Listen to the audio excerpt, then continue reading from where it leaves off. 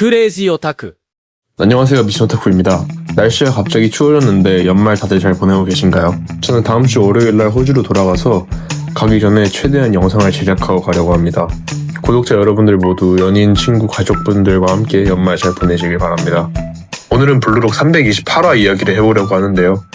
이번 화는 경기 내용보다도 훨씬 더 중요한 이사기와 에고의 관계가 완전히 바뀌는 대화가 중심이 되는 회차입니다. 이사기가 처음으로 에고에게 정면으로 당신의 축구는 이제 나에게 충분하지 않다고 말하죠.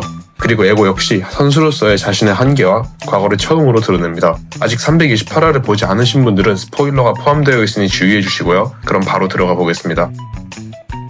사실 저번 주 회차라 늦은 감이 없지 않아 있는데 원래는 사실 영상을 안 만들려고 했어요. 근데 제가 블루록이 아니면 딱히 만들 영상이 없기도 하고 그래서 바로 시작해보도록 합시다. 328화는 나이지리아와의 첫 월드컵 경기가 끝난 직후부터 시작됩니다.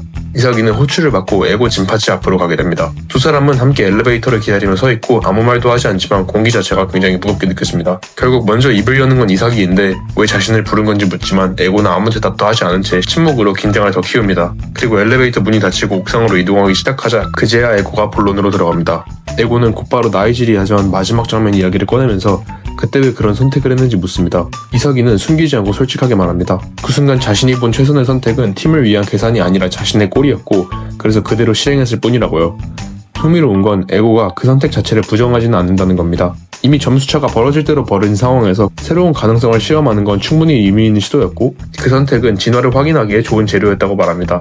하지만 바로 이어서 이사기 플레이의 단점을 지적합니다. 그 선택을 평소에 승리 공식처럼 쓰기 시작한다면 팀 전체의 구조가 무너질 수밖에 없고 동료들은 이사기의 사고 속도를 따라오지 못할 거라고 단호하게 경고합니다. 이 말은 곧 지금의 이사기 축구가 가진 구조적인 한계를 정확히 찌른 말이기도 합니다. 이사기는 그 지적을 받아들이며 사과하지만 여기서 물러서지는 않습니다.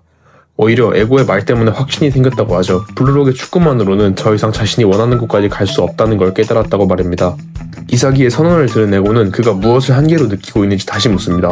이에 이사기는 에고가 보내준 하이라이트 영상들의 경기를 떠올리며 자신의 현실을 냉정하게 분석합니다. 아무리 자신이 몇 번을 다시 태어난다고 해도 노엘노아를 피지컬로 이길 순 없을 것이며 신영웅대전에서 팀으로서 카이저, 로렌초, 로키를 이길 수는 있었지만 개인적인 능력의 측면에선 자신은 그들에 비해 현저히 낮다고 분석하는데요. 그래서 이사기는 자신을 천재가 아니라 끊임없이 생각하고 배우며 쌓아 올려야만 하는 수재라고 정의합니다. 이건 PXG전에서 처음 등장한 개념인데 천재와 수재 중 누가 더 좋고 나쁘고를 떠나서 천재와 수재 모두 세계 최고가 될 수 있고 같은 양의 경험치를 얻으며 성장할 수 있다고 이사기는 말합니다. 여기서 우리는 이사기가 앞에서 언급한 로키, 카이저, 로렌초 같은 선수들을 천재에 분류했다고 알 수 있죠. 만약 천재와 수재가 동등한 위치에서 같은 경험을 하며 플로우 상태에서 끊임없이 경쟁한다면 이 두 다른 성향을 가진 선수들은 세계 제일이 될 수 있는 포텐셜을 끌어올릴 수 있다고 말합니다. 동시에 그것이 자신이 최고의 수재가 되어야 하는 이유이고 그래야 블루록의 린과 바치라 같은 천재들을 상대로 이길 수 있다고 말합니다.